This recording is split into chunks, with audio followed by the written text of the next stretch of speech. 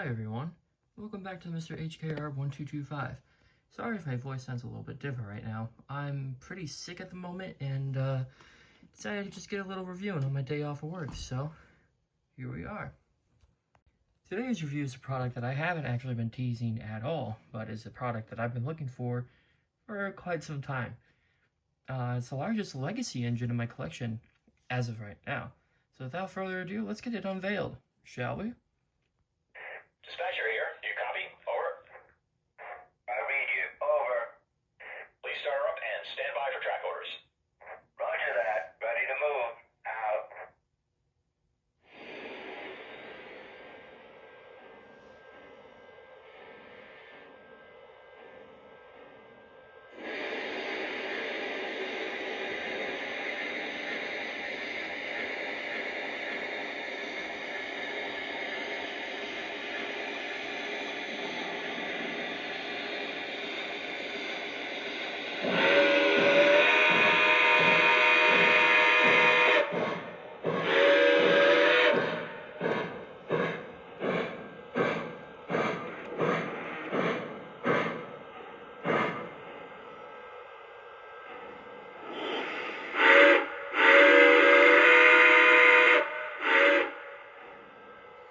That is right. Today we are looking at the Lionel Legacy 210-4 Texas type in the Pere Marquette livery, number 1241.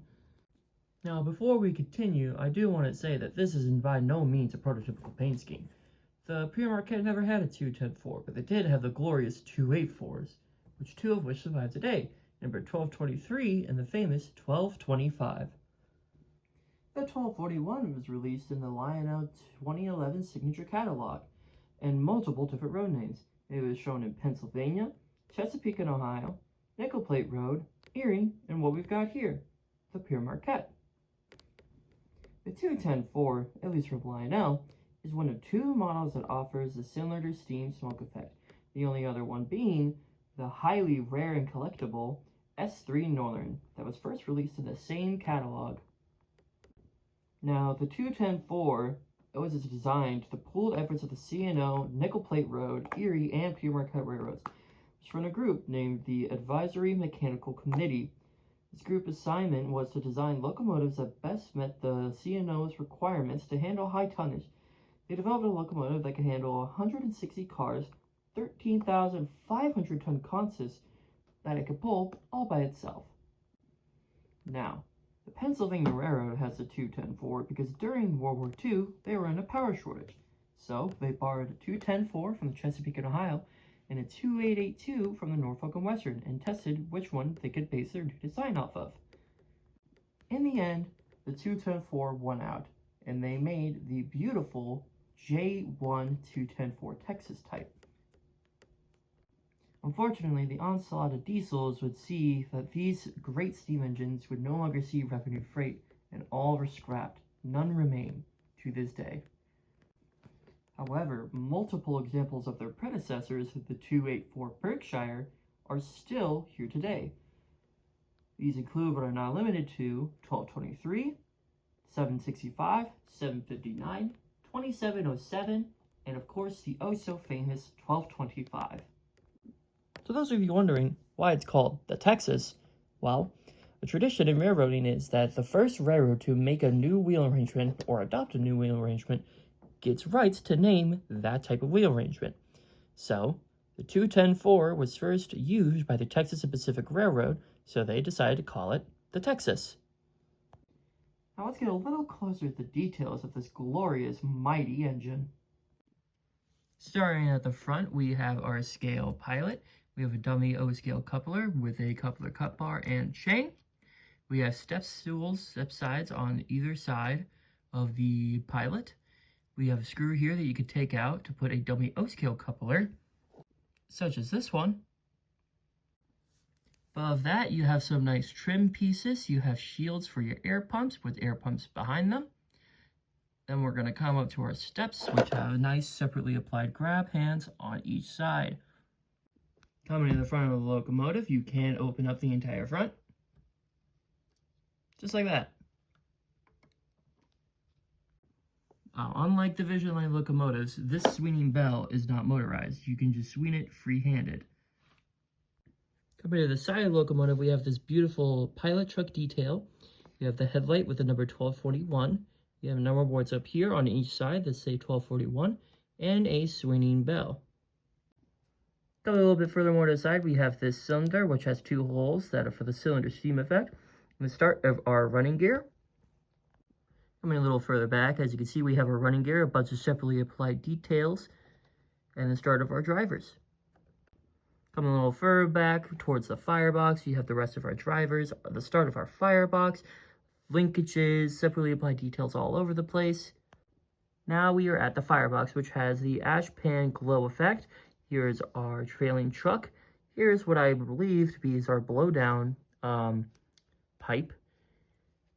And this is separately painted gray, and everything else is black. Gives it some nice, good contrast to it.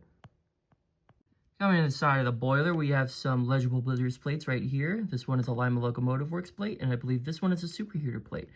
We have painted valves. We have a superheater right here. We have our marker lights, which are lit. The number boards are lit. Smoke stack, where all the smoke could come out of. Coming a little bit back, you can see all this nice detail right here. Here's our little things for our sanders. This is the sandbox. This is where the sand would be filled up. And then you have this little piece right here that sticks out, which we'll come back to in a moment. Coming a little bit further back, we have our safety valves right here. There's 3 of them. We have a dynamo, we have another piece over here, and we have our whistle, which we'll get at a little bit better when we look at the top of the engine. Coming back to the cab, as you can see, we have this nice, beautiful white lining that is also on the sides of the running board with a number 1241 in a nice yellow. Now, taking a look at the top of the locomotive, you can see a lot better, more detail that I just talked about. As I did before, coming back to the cab, we have an opening and closing cab hatch. Now this piece, like I said, is important. Underneath this piece is all your controls. As you can see here, we have our program run, Odyssey on off, main smoke on off, and aux smoke on off. And it just attaches it back on with a magnet. Going to the back of the cab, we have all of these separately painted valves and gauges here. We have a lot of detail on the back cab. There's our flickering firebox glow and our 2 cab figures. Moving on to the front of the tender, as you can see, we have this back plate. We have this door for the coal bunker. Nice of molded in details, separately applied grab irons. We have some steps and the end of our wireless IR tether. Coming to the side of the tender, you can really see how well detailed this thing is. And for those of you wondering, no, this is not the same tender as a Berkshire, which we're going to get into a scale comparison of that in just a minute. But I wanted to go over the beautiful detail of this Pere Marquette lettering. It's very nice and crisp and the nice yellow that I expect from the Pere Marquette. And overall, I just think it's a very fantastic big tender without being too big. Coming to the top of the tender, we have our separately applied coal load. We have a plate on the front that is legible. Coming to the back, we have these 4, not 3, 4 opening hatches, which has your volume knob in it. Coming to the back of the tender, as you can see, we have our 2 marker lights on the back, separately applied ladder. Of course, our coupler cut bar, again, this one is sprung, which is a first for any engine in my collection, a reverse light, our coal and water load amount, and of course 1241, and our non-scale electric coupler. And as I just said, these 2 tenders, as you can see, side by side, they are very different. This one's a little bit longer in length, and it's a bit taller than the Berkshire tender. So for those of you wondering, nope, this is a unique cast. It is not the same as the Berkshire tender. I'll take them off the track so you can see them a little bit better. So here's the 2 tenders lined up perfectly with each other. As you can see, it's just a little bit longer and it's got a little bit more of a coal load bunker. It's about maybe, I don't know, maybe an inch, quarter-inch taller than the Berkshire tender. This is my Erie TMCC Berkshire tender that has been custom weathered, and there will be a review out for this shortly, I promise. Without further ado, let's get into the nice sounds of this Lionel Legacy 210-4 Pere Marquette Texas type. Dispatcher here. Do you copy? Over. I read you. Over. and stand by. Roger that. Ready to move. Out.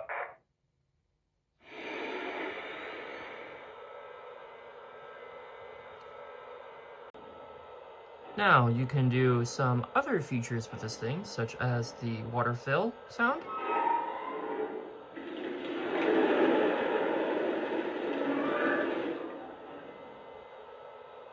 Water's full. Over. And, Copy that. Out. sorry about that, and the coal filling sound.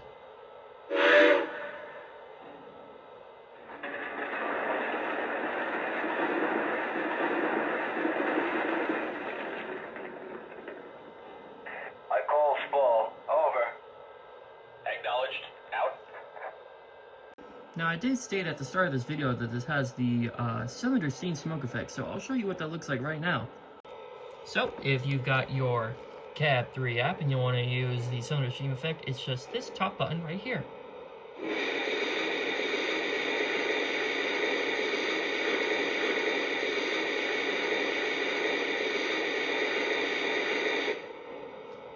Pretty neat. Without further ado, let's check that manifest and let's take a ride. Dispatcher, my coal's full. Am I clear? Over. Yes, you're good to go. Over. Yes, sir. We got your signal. Out.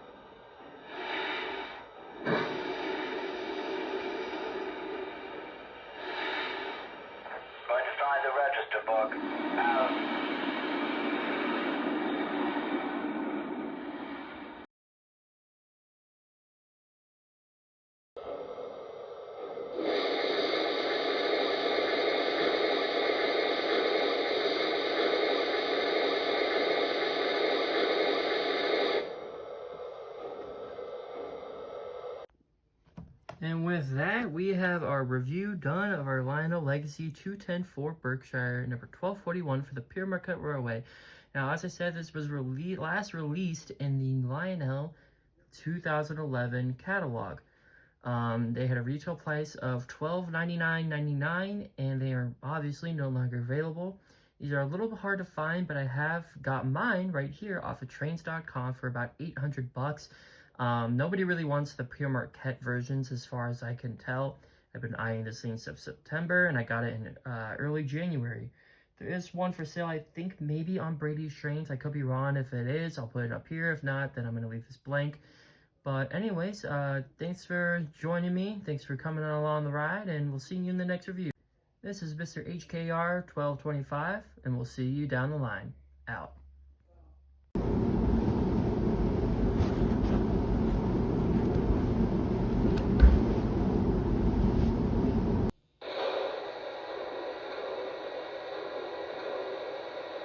This is Virginia 508. Are we clear to depart? Over. Virginian 508, you are cleared outbound. Take the green. Over. Virginia 508, roger that. Dispatch, we'll take the green.